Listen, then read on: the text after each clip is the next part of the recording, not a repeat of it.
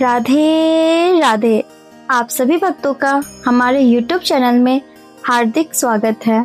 आज हम कार्तिक मातम के 25वें अध्याय का वर्णन करेंगे और ऐसे ही कार्तिक मातम की कथा हिस्से कहानियाँ सुनने के लिए हमारे YouTube चैनल को सब्सक्राइब और वीडियोस को लाइक करें और ढेर सारा कमेंट करें। हम कथा का आरंभ करते हैं। तीर्थ व्रत और दान आदि के करने से समस्त पाप नष्ट हो जाते हैं, मगर प्रेत योनि में रहने वाले को इसका अधिकार नहीं है। तुम्हारे दुख को देखकर मैं अत्यंत दुखी हूँ और तुम्हारे दुख दूर किए बिना मुझे संतोष नहीं होगा। तुम्हारे पाप बड़े भारी हैं, क्योंकि यह तीनों योनियों बड़े पाप करने वालों को ही प्राप्त होते हैं और प्रेत योनि तो थोड़े पुण्य से नष्ट भी नहीं हो सकती, लेकिन मैं तुम्हें इस योनि से अवश्य छुड़ाऊंगा। इसलिए मैंने जो कार्तिक का व्रत किया है अथवा आधा पुण्य तुम्हें देता हूँ, क्योंकि यज्ञ, दान, तीर्थ ये सब निश्चित ही कार्तिक के व्रत के पुण्य के समान नहीं है। नारद बोले, हे राजन, इतना कहकर धर्मदत्त ने उसको ओम नमो भगवते वासुदेवाय नमः यह मंत्र सुनाया और तुलसी का जल उसके ऊपर छिड़का। बस फिर क्या था, क्षण भर में वह प्रेत योनि से छूट प्रज्वलित शिखा के समान दिव्य रूप धारण कर लक्ष्मी के समान सुंदर हो गई। तब वह धर्मदत्त को दंडवत करके प्रसन्नता से गदगद होकर बोली, हे ब्राह्मण, आपके आशीर्वाद से मैं इस घोर नरक से छूट गई हूँ। मुझे पाप सागर में डूबती हुई के लिए आप नौका के समान हैं। नारद जी ने कहा, हे राजन, अभी कलहा इसी प्रकार कह ही रही थी कि वहाँ पे विष्णुगत एक दिव्य विमान लेकर आए। विमान के द्वार पर अप्सराएं और गण बैठे हुए थे। धर्मदत्त ने उनको देखकर प्रणाम किया। पुण्यशील और सुशील नामक भगवान विष्णु के गणों ने धर्मदत्त को अपने हाथों से ऊपर उठाकर उनका अभिनंदन करके कहा, आप धन्य हैं जो सदा भगवान विष्णु का व्रत, कथा और सेवा में लगे रहते हैं। आपने जो अपने बाल्यकाल में पवित्र और शुभ कार्तिक व्रत किया था, उसके आधे फल से कलहा के पूर्व जन्म के एकत्रित पाप नष्ट हो गए हैं। यही नहीं, आपकी कृपा से उसके सैकड़ों जन्म के पाप नष्ट हो गए। आपने जागरण आदि करने से पुण्य प्रभाव से आकाश मंडल में यह विमान आया है। हे ब्राह्मण, अब आप इसे एवं भांति भांति के भोगों से युक्त वैकुंठ में ले जा रहे हैं। आपके दान पुण्य के प्रभाव से यह भगवान विष्णु के पास रहेगी। आप भी इस जन्म के बाद अपनी दोनों स्त्रियों सहित वैकुंठ में विष्णु जी के पास रहोगे और मुक्ति प्राप्त करोगे। हे दया के सागर, वह मनुष्य धन है और जन्म उन्हीं का फलीभूत है जिन्होंने तुम्हारी तरह विष्णु जी की भक्ति की है, क्योंकि भगवान विष्णु अपने भक्तों को भला क्या नहीं देते। जिन्होंने प्राचीन काल में उदंड पात्र के पुत्र को ध्रुव पर पहुंचाया, जिसके सुमरन मात्र से प्राणियों की मुक्ति हो जाती है। प्राचीन काल में विष्णु जी केवल अपने नाम के स्मरण से ही आप द्वारा पकड़े हुए हाथी को हस्तृत योनि से मुक्त करके जय नाम देकर अपना पार्षद बना दिए। तुमने उसी विष्णु की सेवा की है, इसलिए तुम अपने दोनों स्त्रियों सहित 1000 वर्ष तक भगवान विष्णु के पास निवास करोगे।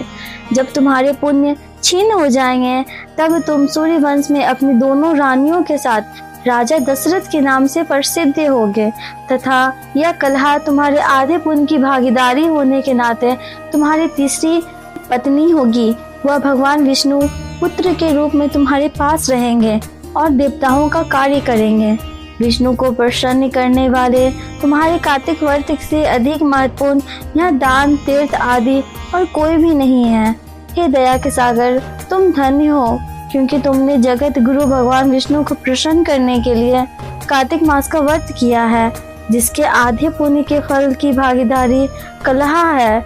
इस समय हम इसे अपने साथ विष्णु लोक में ले जा रहे हैं। इति श्री 25वें अध्याय संपूर्ण। राधे राधे।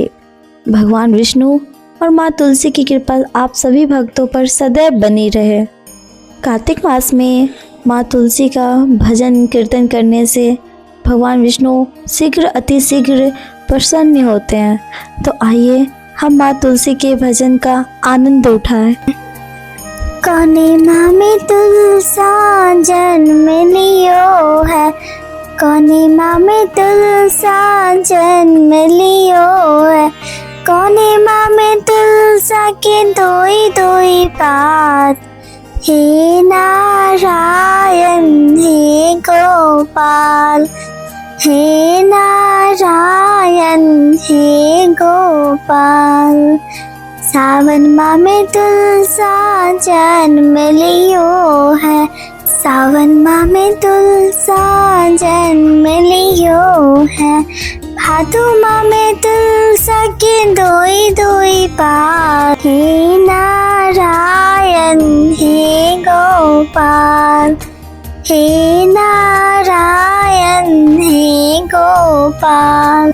आसिन माह में तुलसा भैल सयानी, आसिन माह तुलसा भैल सयानी, कार्तिक माह में तुलसा के होएला बिहा, हे नारायण हे गोपाल, हे नारायण हे गोपाल। हंसी हंसी पूछे राधा प्यारे, कृष्ण के अरिया काहे भले लाल, हे नारायण हे गोपाल, हे नारायण हे गोपाल। तोड़ने को गयो काना फूल फूल भरिया, मेहंदी के पत्ते से होई गई लाल, हे नारायण हे गोपाल। हंसी हंसी पूछे राधा प्यारे, हंसी हंसी पूछे राधा प्यारे, कृष्ण के जनुआ काहे बदला, हे नारायण हे गोपाल, हे नारायण हे गोपाल। खेलने को गयो काना ब्राह्मण के घरवा, खेलने को गयो काना ब्राह्मण के घरवा, ब्राह्मण के लड़का जनवा बदलाए, हे नारायण हे गोपाल, हे नारायण हे गोपाल। हंसी हंसी पूछे राधा प्यारी, हंसी हंसी पूछ राधा प्यारी, कृष्ण के धोतिया कैसे बदलाए, हे नारायण हे गोपाल। खेलने को गयो काना धोबी के घरवा, धोबिया के लड़का धोतिया बदलाए, हे नारायण हे गोपाल, हे नारायण हे गोपाल। रात भर राधा रानी सोते ही न पहला, रात भर राधा रानी सोते ही न पहला, भोर होते ही दुविया बुलाए, हे नारायण हे गोपाल, हे नारायण हे गोपाल।